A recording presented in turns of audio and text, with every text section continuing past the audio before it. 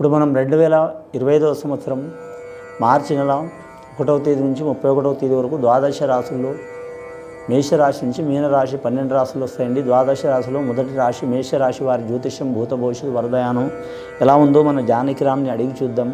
ఆ జానకిరామ్ జాతకం ప్రేషణ మార్చి నెల ఎలా ఉంది 1వ తేదీ నుంచి 31వ తేదీ వరకు మేషరాశి వారి జాతకం ప్రేషణ యోగం చదువు విద్య ఉద్యోగం చూడు మనసుల మాట అనుకున్న కోరిక చేసే పనిది చదువు విద్య ఉద్యోగంది ఆరోగ్యంది చూడు చిలకమ్మతి.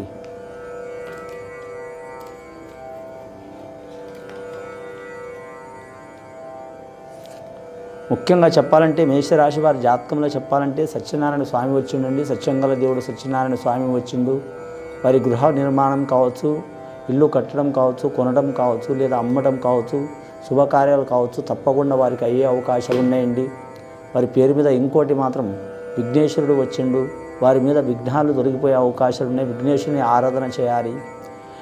ఇంకోటి వారి జాతకంలో లక్ష్మీదేవత వచ్చింది. ధనం మూలం జగత్ అంటారు.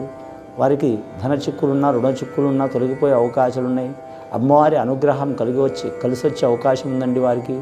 మూడోది సరస్వతి మాత వచ్చింది. సరస్వతి దేవత అనుగ్రహం లేనిది ఏ పనులు కావండి. ఆ సరస్వతి దేవత అనుగ్రహం వారికి తప్పకుండా ఉంటుంది. విద్య విషయంలో ఆలోచన విషయంలో స్వచ్ఛమైన ఆలోచన నడుస్తుంది. వారు ఎక్కడ పోయినా మాత్రం గెలిచి వచ్చే అవకాశం ఉంటుందండి. లాస్ట్ వచ్చింది సంతోషిమాత. సంతోషిమాత కాడ దేవతలు త్రిమూర్తులు, అలాగే త్రిమాతలు విష్ణు విశ్వ బ్రహ్మ, అలాగే మాత్రం లక్ష్మీదేవత, పార్వతీమాత, సరస్వతి మాత కూడా సంతోషిమాత కాడ పూజ చేసిందనేది ఒక యోగం ఉన్నదండి. కానీ మాత్రం మేషరాశి వారి జాతకంలో చూడాలంటే మాత్రం నవగ్రహాల్లో వారికి మాత్రం 5 గ్రహాలు మంచిగా ఉన్నాయండి, 4 గ్రహాలు మంచిగా లేవండి. వారి జాతక బలంలో ఎల్నాటి శని ప్రభావం రాబోతుంది వారికి. ఇప్పుడు లాస్ట్ 11వ స్థానంలో శని నడుస్తుంది వారి పేరు మీద. ఈ మార్చి నెల మధ్యస్థానం నుంచి మాత్రం ఎల్నాటి శని ప్రభావం మొదలవుతుంది. కొన్ని రాశిలో ఆ రాశి వారిలో మాత్రం కొందరికి మంచి జరిగే అవకాశం ఉంది, కొందరికి ఇబ్బందికరమైన పరిస్థితి వచ్చే అవకాశం ఉందండి వారి పేరు మీద. కానీ మాత్రం ఈ మంచి జరిగితే మాత్రం భగవంతుడి దయ వలన పర్వాలేదండి. ఇబ్బందికరమైన పరిస్థితి వస్తే మాత్రం చాలా ఇబ్బంది. కాబట్టి ఆ ఇబ్బందులు జరిగినా మంచి జరిగినా మాత్రం వారికి మంచి అంతా మన మంచిగా అనుకోవాలని ఉంటే వారు ఖచ్చితంగా మాత్రం నవగ్రహ ధ్యానం చేసి శనీశ్వరుని పూజ చేయడం చాలా వరకు మంచిదండి. కొందరికి మాత్రం ఆ శనీశ్వరుడు చాలా వరకు ఉచ్చస్థానం ఉంటే కలిసి వస్తుందండి, నీచస్థానం ఉంటే నష్టం వస్తుందండి. ఉచ్చస్థానం అంటే ధన విషయంలో, ధాన్య విషయంలో, సంతాన విషయంలో, కుటుంబ విషయంలో, ఆరోగ్య విషయంలో, అలాగే వ్యాపార విషయంలో, సంతాన విషయంలో, సంసార విషయంలో, ఆరోగ్య విషయంలో, మానసిక పరంగా, వృత్తి విషయంలో అన్నిట్లా కలిసి వస్తుందండి. నీచస్థానంలో ఉంటే కుటుంబంలో ఇబ్బందులు, ఆరోగ్యంలో ఇబ్బందులు, ధనంలో ఇబ్బందులు, చేసే వృత్తిలో ఇబ్బందులు, అలాగే లేనిపోని తగాదలు, గొడవలు, అలాగే ఇల్లు అమ్మటం, అలాగే ఇల్లిడిసి తిరగటం ఇలాంటి సంఘటనలు జరుగుతాయండి. కాబట్టి శనేశ్వరి మహిమ అలా ఉంటుంది. కాబట్టి ఆ ఎల్నాటి శని ప్రభావం వీరికి ఇబ్బంది పెట్టకుండా ఖచ్చితంగా మాత్రం వీరు మాత్రం ఆ శనేశ్వరుని ఆరాధన చేయడం చాలా మంచిదండి. వీలైతే వీరు సొంతంగా చేసుకోవచ్చు. వీలు కాకుంటే మాత్రం సద్బ్రాహ్మణులతో మాత్రం శాంతి చేయించుకుంటే వీరికి రక్షణ కవచం లెక్క కాపాడే అవకాశం ఉంటుందండి. ఆదాయం 11, ఖర్చు 11 సరి సమానం. వీరికి సాయం చేసేది 4 అయితే ఇబ్బందులు పెట్టేది 8 మంది. అన్నదమ్ముల సహకారం ఉండదండి. ఎవరికి వారి ఎమ్నకు తీరి అన్నట్టు ఉంటుంది. ఇక వీరి జాతకంలో వివాహం కాని వారికి మాత్రం వివాహ విషయంలో కలిసి వచ్చే అవకాశం ఉంటుంది. ఇక వివాహమైన వారికైతే భార్యాభర్తలో ఇబ్బందులు చిక్కులు చికాకులు తప్పవు.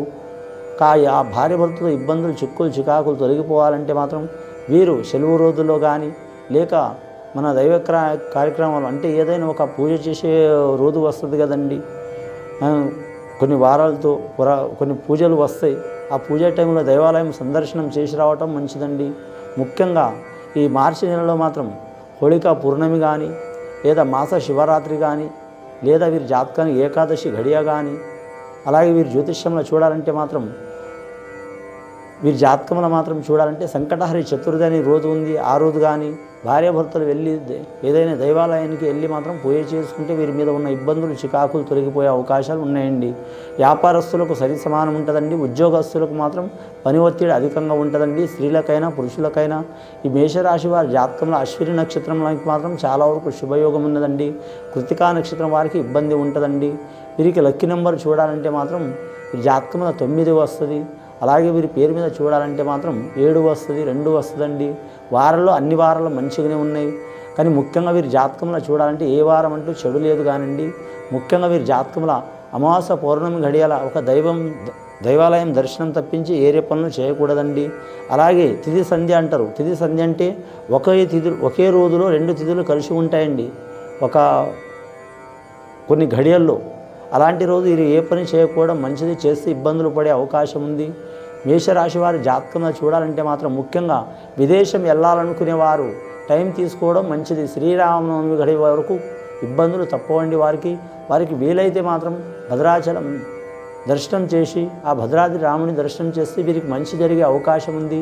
ఈ రాశి వారికి చాలామంది అనుకోవచ్చు ఎల్నాటి శని రాబోతుంది, నష్టం కావచ్చు, ఏదైనా ఇబ్బంది రావచ్చు అని అనుకోవచ్చు. కానీ మాత్రం ఎల్నాటి శని వస్తే నష్టం వస్తుందని అర్థం కాదండి. మంచి కూడా జరిగే అవకాశం ఉంటుంది. అలాగే నష్టాలు ఇబ్బందులు కూడా వచ్చే అవకాశాలు ఉంటాయి. మనకు ఇబ్బందులు పెట్టి జరిగే పనులు చాలా మంచివండి. కానీ మాత్రం మంచిగా ఒకటేసారి మంచి అయిందనుకో మాత్రం తర్వాత ఇబ్బంది వస్తుందని అర్థం మనిషికి.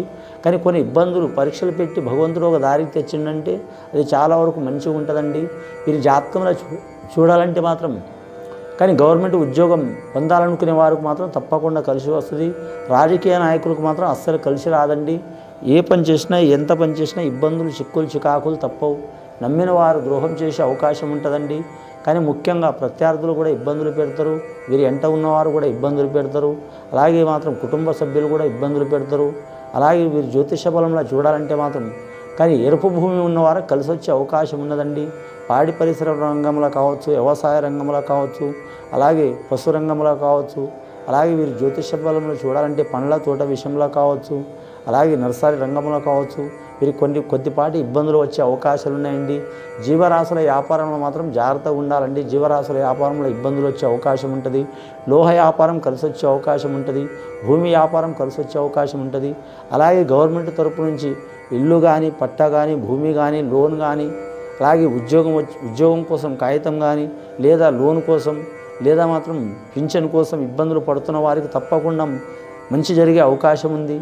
అలాగే వీరి పేరు మీద చూడాలంటే బాలలకు, బాలికలకు, వికలాంగులకు ఏమైనా ఇబ్బందులు ఉంటే అవి కూడా మంచి జరిగే అవకాశం ఉన్నాయి. గవర్నమెంట్ తరంగా వచ్చే పథకాలు తప్పకుండా వీరికి వస్తాయి. కానీ విసిగించి వచ్చే అవకాశాలు ఉన్నాయి. మరి జాతక బలానికి ఆ పనులు జరగాలంటే ఖచ్చితంగా ఇందాక చెప్పినట్టు మాత్రం వీరి జాతక బలంలో మాత్రం భద్రాచలం రాముడికి దర్శనం చేయటం మంచిది. లేదా వీరి పేరు మీద చూడాలంటే మాత్రం శనేశ్వరునికి పూజ చేయటం మంచిదండి. వీరి జాతకంలో చూడాలంటే మాత్రం ఏ పని చేసినా 1-4 సార్లు ఆలోచన చేయాలండి. మేషరాశి వారి జాతకంలో నోటి వెంట మాత్రం ఖచ్చితంగా మాత్రం శ్రీ వెంకటేశ్వర స్వామి నామం దర్శనం ఎప్పుడైనా ఉండాలండి నోటి వెంట. రెండవది మాత్రం రాముడి నామం ఉండాలండి. చాలా వరకు మంచి జరిగే అవకాశం ఉంది. ఇది విని చూసి ఆచరించే వారికి, మేషరాశి వారికి ఆ పరమేశ్వరుడి దయ వలన మంచి యోగ బలం ఉంటుందండి. శుభం భూయాత్.